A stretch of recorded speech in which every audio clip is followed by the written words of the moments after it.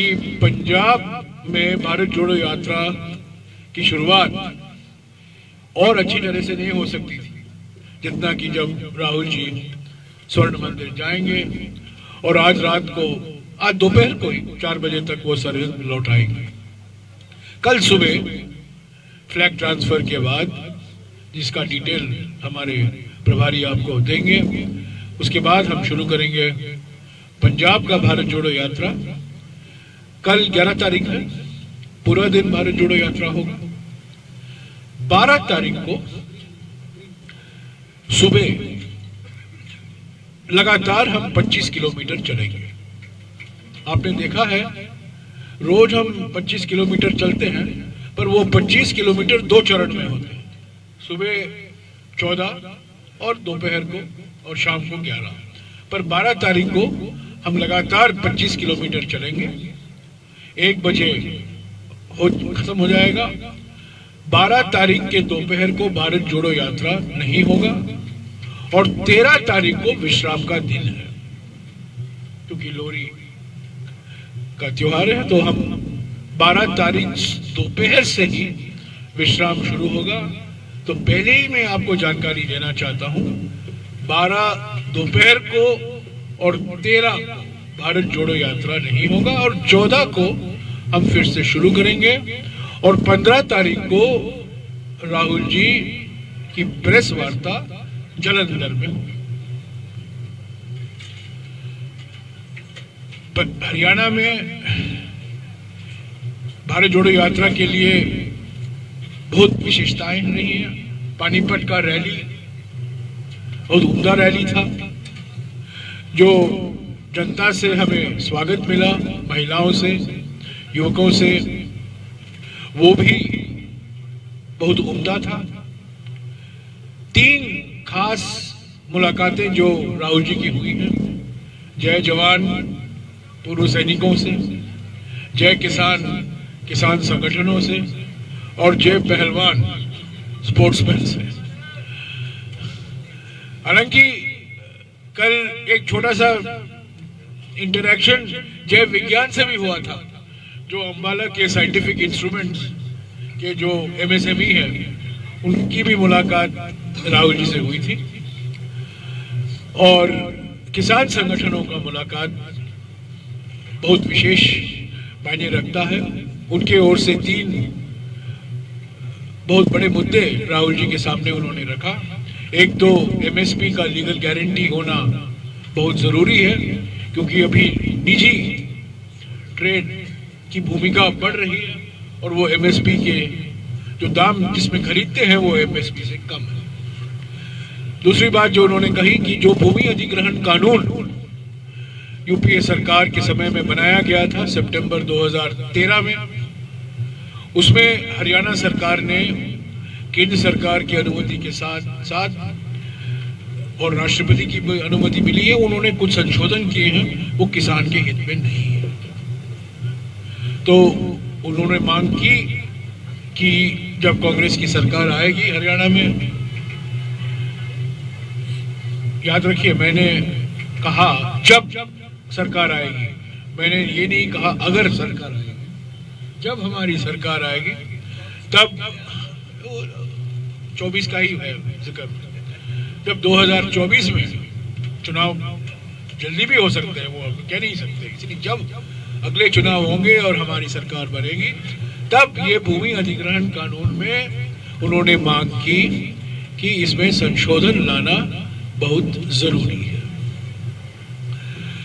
और किसान संबंधित कई मुद्दे और बातचीत हुई। राहुल जी ने भी काफी लंबे इस चर्चा में भाग लिया और उन्होंने कहा कि कांग्रेस पार्टी और किसान संगठन के बीच में एक भागीदारी है, एक पार्टनरशिप है और हम हमेशा किसान संगठनों के साथ बातचीत करते रहेंगे। और जहां हमारी सरकारें हैं, आज हमारे 3 सरकार हैं, हिमाचल में, राजस्थान में और छत्तीसगढ़ में, वहां जो हमारी सरकारें हैं, जितना राज्य सरकार कर सकती है वो खुद इसमें देखेंगे कि क्या और राज्य सरकार की ओर से किया जा सकता है। जैसा कि आप जानते हैं, बैंकों का कर्जा माफी अगर पब्लिक सेक्टर बैंक होता है तो उसको केंद्र सरकार को करना पड़ता है, बट कोऑपरेटिव बैंक में राज्य सरकार कर सकती है। तो ऐसे कुछ चीजें हैं जो केंद्र सरकार से ही एक्शन लेना पड़ता है, बट कुछ कार्रवाई राज्य सरकारें भी कर सकती हैं। तो उन्होंने आश्वासन दिया किसान संगठनों को कि वो कांग्रेस सरकारों के साथ बातचीत करके, मुख्यमंत्रियों से बात करके जो मांगे हैं किसान संगठनों की ओर से, जो राज्य सरकार पूरी कर सकती है, वो जरूर उस पर अगले कदम लेंगे। तो मैं अंत में यही कहना चाहता हूं कि हम लोग सब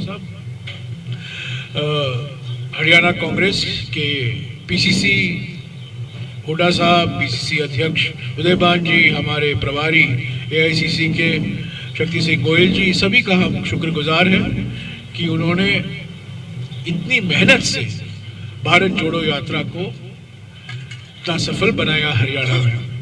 हमने, जैसा कि मैंने पहले भी कहा है, मैं फिर से दोहराना चाहता हूँ, हरियाणा में न केवल हमने ठंड का सामना करना पड़ा, पर हमें हर एक जिले में सड़कों से भी काफी खतरा का सामना पड़ा, न केवल मौसम से पर सड़क से।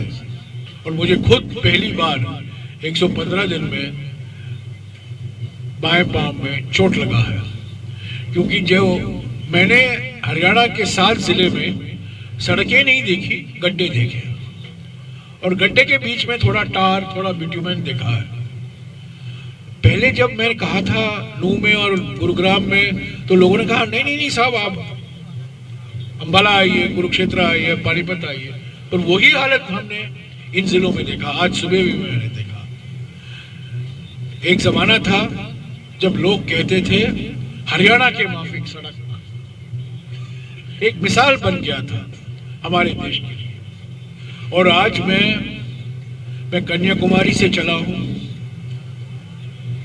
हर राज्य से मैंने देखा है, मध्य प्रदेश और हरियाणा के सड़कों की जो स्थिति है सबसे बुरी है।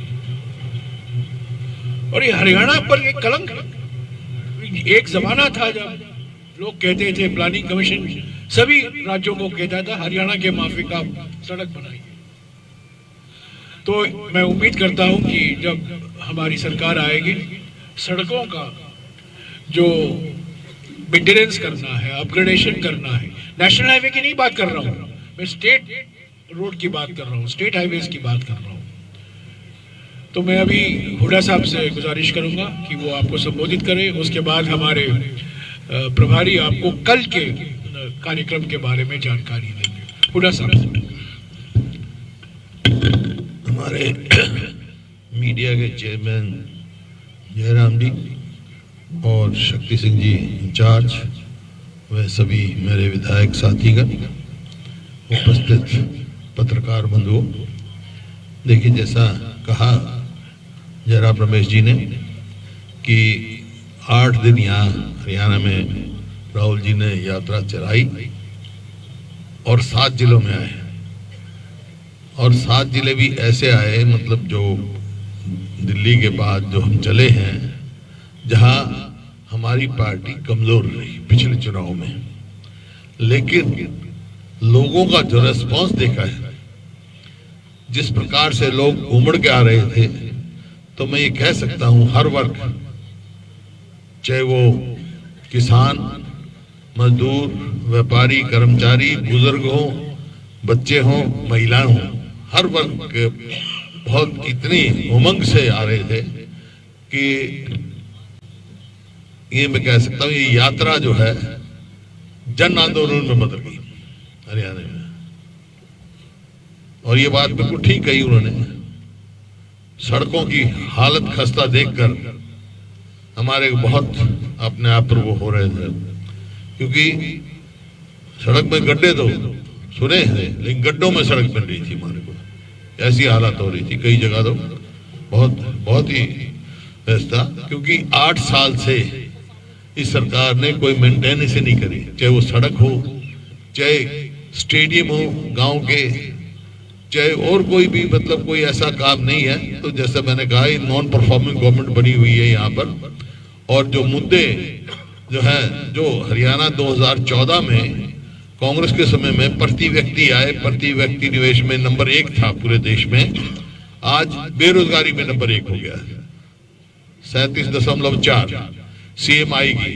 तो हमारे हरियाणा के मुख्यमंत्री कहते हैं ये तो प्राइवेट संस्था है, लेकिन जब यूपी में चुनाव होता है तो अपनी एडवर्टीजमेंट में CMI की रिपोर्ट देते हैं, गुजरात में देते हैं, हरियाणा में। अब किस पे ये यकीन करेंगे? तो इस बात पे है। और मैं तहे दिल से आभार व्यक्त करता हूँ सभी लोगों का, एक तो जिन्होंने इंतजाम करने में पूरा सहयोग दिया, हमारे विधायकों ने, और कमेटियां जब बनाई हुई थी हमने, उन्होंने, और जनता का, लोगों का जिस हिसाब से आए, अनुशासित रहे, और जो उन्होंने प्रेम और स्नेह दिया यात्रा को। किस प्रकार से राहुल जी को बच्चे भी मिल रहे थे, महिलाएं भी मिल रही थी, बुजुर्ग भी मिल रहे थे, हर वर्ग मिल रहा था। फोटो खिंचवाने के लिए भी, कोई बात करने के लिए, सब अपनी समस्याएं रखी, अलग अलग इंटरेक्शन किए। यहाँ राहुल जी ने जैसा बताया, मतलब किसानों से, और जैसे आज अनएम्प्लॉयड यूथ से हुआ, इस प्रकार से अलग अलग पंचायती राज का हो रहा है, अलग अलग वो संस्था थी। और काफी रास्ते में चर्चाएं हुई राहुल जी की बहुत सारे व्यक्तियों के साथ। तो ये मैं लोगों का भी धन्यवाद करता हूं, और जो यात्री हैं, यात्रियों को भी शुभकामना भी देता हूं, और अपनी तरफ से ये भी कहता हूं पूरे प्रदेश कांग्रेस की तरफ से, कोई कमी रह गई होगी तो हमारे को ये क्षमा करेंगे।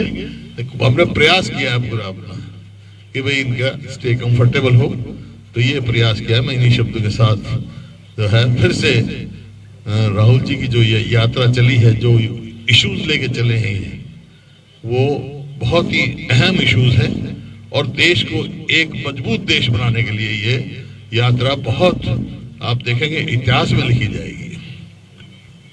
शुक्रिया हुड्डा साहब। शक्ति सिंह जी। थैंक यू जयराम जी। मैं सबसे पहले तो प्रेस और मीडिया के सभी साथियों का दिल से धन्यवाद करता हूं कि आप लोगों का प्यार, आप लोगों का समर्थन, कहीं कहीं आप लोगों की नेगेटिव टिप्पणियां भी हमें हमारी बात पहुंचाने में, आपके कभी अच्छे सवाल, कभी आपके एसिडिक सवाल हमको हमारी बात रखने में एक अच्छा मौका देते रहे। इसलिए मैं प्रेस और मीडिया के सभी साथियों का दिल से धन्यवाद करता हूं। मैं हरियाणा के सभी सज्जनों, देवियों, साथियों, बच्चों, युवकों, सबका धन्यवाद करता हूं। इस यात्रा को सफल बनाने में सबसे बड़ा श्रेय यहाँ की जनता का है कि जिन्होंने देखा एक पाक साफ नेता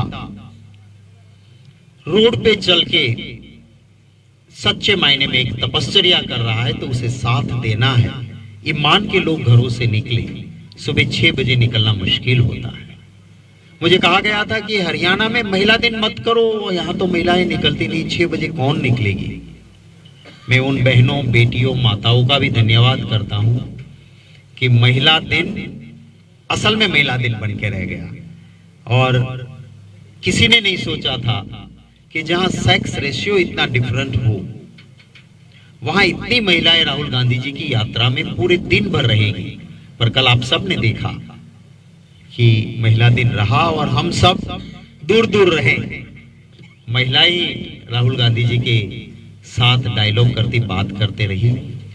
पूरे हरियाणा में उन लोगों की आवाज जो ना दिल्ली तक पहुंचती है, ना बड़े नेताओं तक पहुंचती है, उन समस्याओं और उन आवाज को राहुल गांधी जी ने कान दिया, आवाज दी और उनसे बहुत बातें की, उनके मन की सुनी। तो मैं हरियाणा के सभी लोगों का दिल से धन्यवाद करता हूं। आज मैं इस मौके पे कांग्रेस पार्टी के सभी नेताओं का, सभी कार्यकर्ताओं का एक प्रभारी के नाते दिल से धन्यवाद करता हूं। मुझे आप में से कुछ लोग शुरू में डरा रहे थे कि गुटबाजी है, कैसे यात्रा करोगे? आप भारत जोड़ो करते हो, हरियाणा में कांग्रेस कहां जुड़ेगी? आप सब ने देखा कि सिर्फ कदम नहीं, हमारे नेताओं ने दिल लगा के कदम तो मिलाएं, दिल भी मिलाएं और साथ मिलके सबने काम किया है। हमारे प्रदेश अध्यक्ष उदय भान जी, पूर्व मुख्यमंत्री, हमारे कांग्रेस पार्टी के विधायक दल के नेता हुड्डा साहब, हमारे 2 जनरल सेक्रेटरी एआईसीसी में हरियाणा से हैं, भाई रणदीप सुरजेवाला जी, शैलजा जी, हमारे सारे विधायक, वो विधायक बन के अहंकार में नहीं रहे, कार्यकर्ता बन के जमीन पे काम किया। हमारे इंचार्ज यात्रा के भाई दान सिंह जी, राव दान सिंह जी ने पूरे परिवार को लगा दिया था सेवा में। ऐसे बहुत नाम है जो कमिटीज के चेयरमैन, सभी का नाम लेना संभव नहीं है। मैं सभी का एक इंचार्ज के नाते दिल से धन्यवाद करता हूं। हाँ, दीपेंद्र सिंह हमारे एकलौते एमपी है, तो वो भी साथ बिल्कुल लगे रहे और आपने देखा कि कहीं पर कोई गुट से ऊपर मोहब्बत की दुकान खोल के सबने काम किया है। आज आखिरी पड़ाव मां अंबा के नाम से जिस शहर को नाम मिला है अंबाला, उस शहर में जहां हमारी सेना के 2 कोर के मुख्यालय आए हैं, ये वो शहर है जहां महात्मा गांधी जी की हत्या करने वाले गॉडसे को फांसी दी गई थी।